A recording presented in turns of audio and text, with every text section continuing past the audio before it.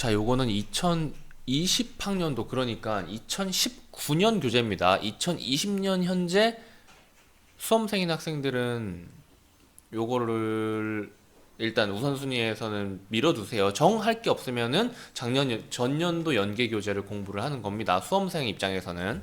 자, 일단 보시면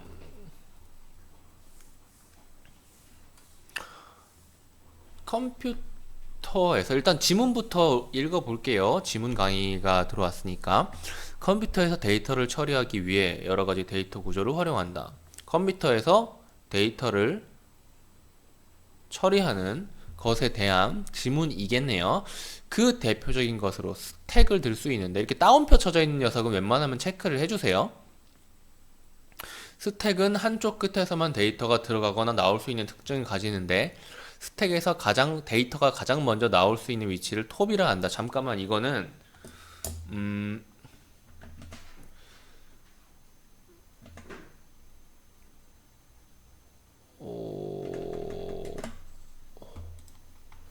그림에서 이 녀석의 모습을 지금 보여준 게 있나?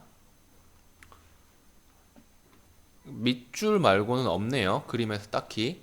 그러면은 그냥 머릿속에서 일단 생각을 해봐야 될 것 같아요. 스택. 그러니까 굳이 따지면은 요 그림, 문제에 나와 있는 요 그림을 보고 살짝 도움을 받을 수는 있겠어요. 어찌됐건 읽는 게 좀 더 중요한 것 같네요. 그림보다는. 자, 그래서 스택에서 데이터가 가장 먼저 나올 수 있는 위치를 톱이라고 한다. 탑. 스택의 구조는 위쪽만 뚫려있는 통 안에 책을 차곡차곡 쌓는다고 생각하면 쉽게 이해할 수 있다. 아까 그 보기 보면서 생각을 하시면 됩니다. 이렇게 데이터가 차곡차곡 쌓인다고 보시면 될 것 같아요. 만약 n개의 책을 통해 쌓았다면 가장 1 따따따따따따따 n개라면은 가장 먼저 나올 수 있는 책은 아래에서부터 n번째에 있는 바로 n번 책이겠죠. 그 위에 책을 또 올리게 되면은 얘는 n 플러스 1번 책이 되는 겁니다. 스택 구조는 이와 같은 통에 스택이라는 것 자체가 쌓아 올리다가라는 뜻이잖아요. 맞나요? 검색을 해보세요. 맞을 거예요. 데미지 같은 거 스택 쌓이면은 더 중첩되는 게임에서 많이 쓰이는 용어입니다. 그래서 이렇게 n 플러스 1번째 있게 되는데 스택 구조는 이와 같은 통에 톱은 뭐예요? 톱이 뭐였어요? 데이터가 가장 먼저 나올 수 있는 위치니까 맨 위에 있는 그 현재 가장 위에 있는 데이터겠죠. 현재 가장 위에 있는 책이겠죠. 그리고 스택 알고리즘은 데이터가 들어가서 이렇게 쌓여서 보관되고 나오는 구조인데 통에 책을 넣어 쌓고 데이터가 처음에 들어간 녀석은 바로 요 녀석일 테고 그런데 요건 있겠죠. 제일 처음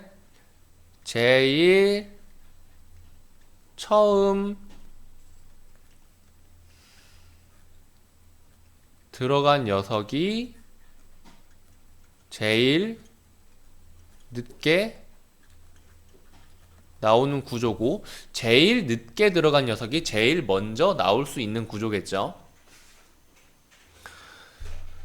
자, 그래서 컴퓨터 내에 데이터 처리에서 스택 알고리즘 요런 녀석은 수식 변환의 과정에 활용된대요. 어떻게 하면은 수식 변환의 과정에서 활용될 수가 있을까요?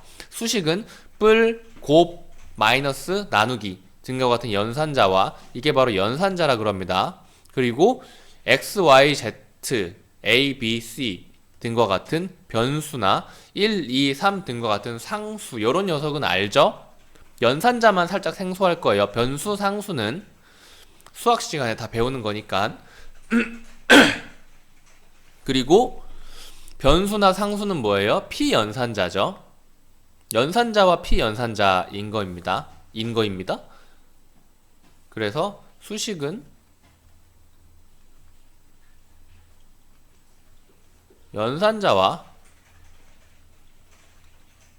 피연산자에는 뭐가 있어요?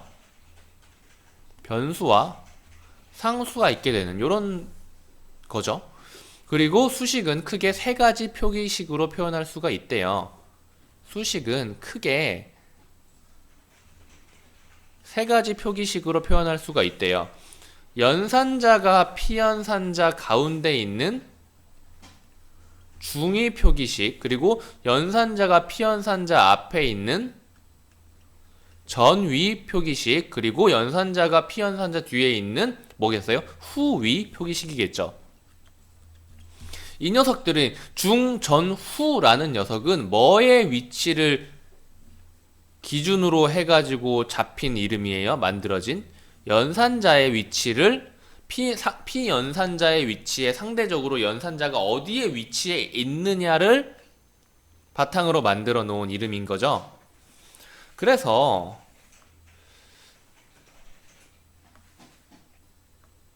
중위 표기식이라는 녀석은 x 더하기 y 나누기 z라는 녀석은 중위 표기식으로는 피연산자가 안 끝에 있고 그 사이에 가운데에 중위 표기식이 표현이 돼야 되기 때문에 x 플러스 요렇게 표기가 되는 건데, 만약에 이것을 전위 표기식으로 연산자가 피연산자의 앞에 나오는 전위 표기식으로 표현을 한다면은 플러스 x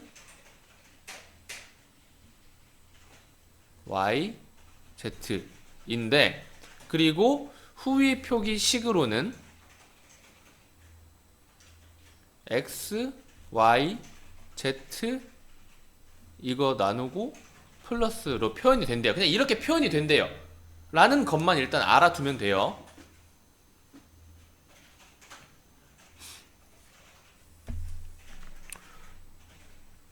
무슨 의미인지는 저도 아직 몰라요. 이게 우리가 일상생활에서 사용하는 것은 뭐야? 중위 표기식이지만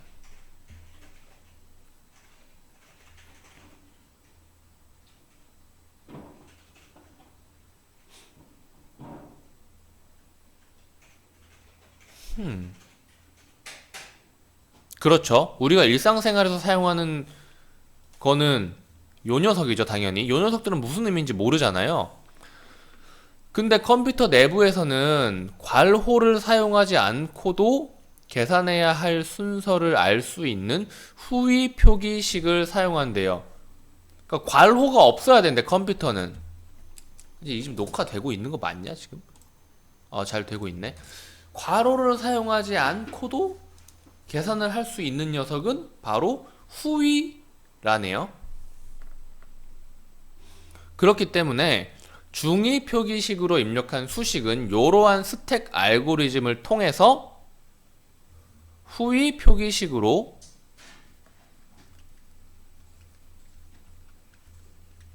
변형이 된대요. 어떻게 하는지가 이제 나오겠죠. 당연히 우리가 후위 표기식을 보고 이걸 뭐 어떻게 하는 거야 라고 당연히 의문을 가졌으니까 당연히 그 방안에 대해서 이야기를 해줄 겁니다. 여기 지울게요.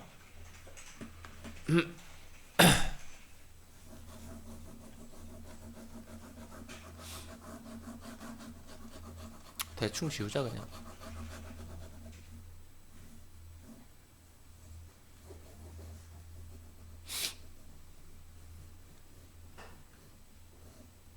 자, 그래서 기본적인 전제는 피연산자들의 순서는 변하지 않는다는 겁니다. 피연산자가 뭐였어요? 뿔마, 곱, 나누기가 아닌 다른 녀석, 변수와 상수라는 녀석이었죠. 이 녀석들의 순서 자체는 변하지가 않아요. 이것도 우리 해볼게요. 그냥 x 더하기 y, 이러한 중위 표기식을 x, y, z 후위 표기식으로 변환하는, 요렇게 변환되는 과정도 해보면 좋겠죠.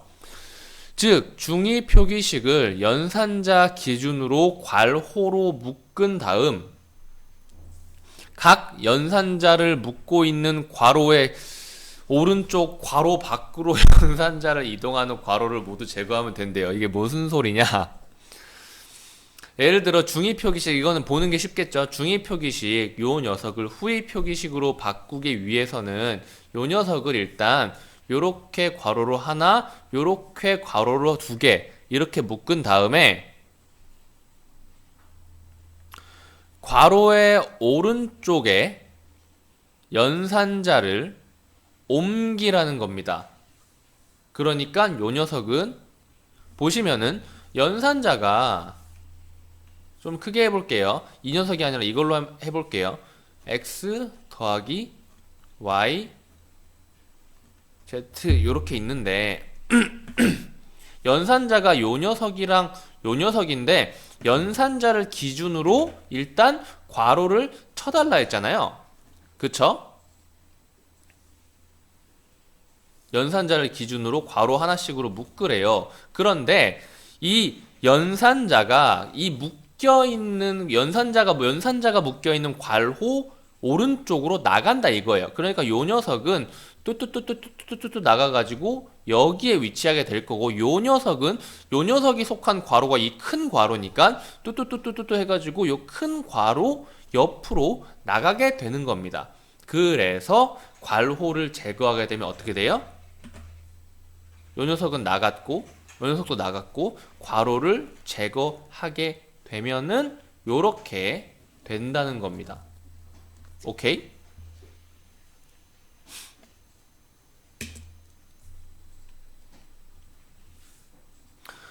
그래서 중위 표기식을 전위 표기식으로 변환하는 과정 역시도 동일한데, 이 녀석은 전위, 연산자가 피연산자의 앞에 위치해야 되는, 앞 전자 썼잖아요. 전위에 위치해야 되기 때문에 얘 같은 경우는 전위는 더 앞으로 돌려줘야 한다는 거죠. 그러니까 이 녀석은 어떻게 되겠어요?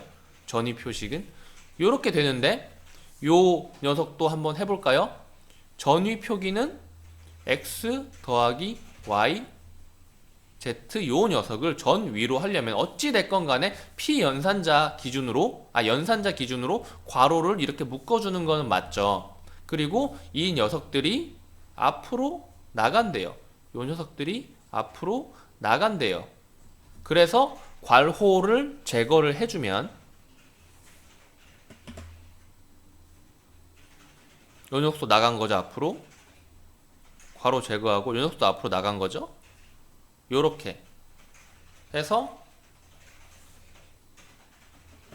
전위는 플러스 x 분의 y z 요렇게 나오게 된다는 거죠. 요 녀석으로. 이 공식을 알아야 되나 보네요. 수특은 이래요. 이걸 어떻게 이걸 할 필요가 있냐? 이걸 왜 해야 돼? 국어 시험인데. 하지만 정말 엿 같은 경우 이런 문제가 나올 수도 있기 때문에 이런 지문이나 근데 안 나올 거예요. 아무튼 근데 경험은 넓을수록 좋죠. 자, 그렇게 왼쪽으로 옮기게 됐다라고 합니다. 여기까지 이해를 했다면 아마 문제 하나를 풀 수가 있을 거예요. 전위, 후위, 중위 옮기는 거를. 그리고 여기 하나, 둘, 셋 3문단을 갑시다. 이제 컴퓨터에서는 이제 우리는 이 원리에 대해서는 알았잖아요. 그리고 컴퓨터에서 어떻게 하는지를 말해 주려는 것 같아요. 중위 표기식을 후위 표기식으로 변환하기 위해서 앞에서 언급한 스택 알고리즘을 활용을 하는데, 후위 표기식에서 피연산자들의 순서는 변하지 않고 연산자의 순서도 사실은 변하지 않는 거죠. 그쵸? 아니네요. 연산자의 순서는 사실 변한다고 봐야겠네요. 그러네. 요게 이렇게 바뀌었으니까 요게 먼저 왔고 요게 두 번째 왔는데 요게 두 번째 왔으니까 요게 먼저 오고, 연산자의 순서는 바뀔 수도 있지만은 피연산자 x, y, z의 순서는 바뀌지 않으니까요. 요 녀석을 볼 때는 아마 보기 그림 문제랑 같이 왔다 갔다 하면서 풀어주면 더 좋을 거고, 아마 제가 문제를 정확히 확인을 안 했는데 요거 보면서는 그 2번 문제냐? 공식 나온 거 그거를 같이 풀어주면 아마 좋을 거예요. 지금은 지문만 보고 있지만은 원래는 보면서 왔다 갔다 하면서 이해하고 그 이해한 걸 바탕으로 이 문제를 풀 수 있을지를 판단을 내리고 문제를 푸는 게 가장 좋습니다. 지문을 쫙 읽고 푸는 게 아니라 지문에서 문제를 먼저 보든지 아니면 지문하고 문제를 번갈아 가면서 보면서 뽑아내는 식으로 풀어내는 게 제일 좋아요. 그게 발췌라 그래요. 자, 그래서 이 스택 알고리즘이라는 걸 활용을 하는데, 스택 알고리즘에서 피연산자는 순서가 되면은 후위 선우 순서가 연산자는 선우 순서가 바뀌어야 되죠. 연산자들만 다른 위치로 이동하면 되고, 피연산자들은 순서가 되면 후위 표기로 바로 나오게 되는데, 그러나 연산자의 경우 피연산자와 달리 뒤에 스택으로 들어갈 연산자의 존재 여부나 우선순위에 따라 스택에 보관되거나 후위 표기로 나오는 것이 결정된다. 이때 연산자의 우선순위는 씨바 자, 요 마지막 문단은 보기 문제를 풀면서 같이 설명을 할게요. 지문 해설은 여기까지고 보기 문제를 풀면서 이 마지막 문제를 같이 풀도록 하겠습니다. 일단 지문은 여기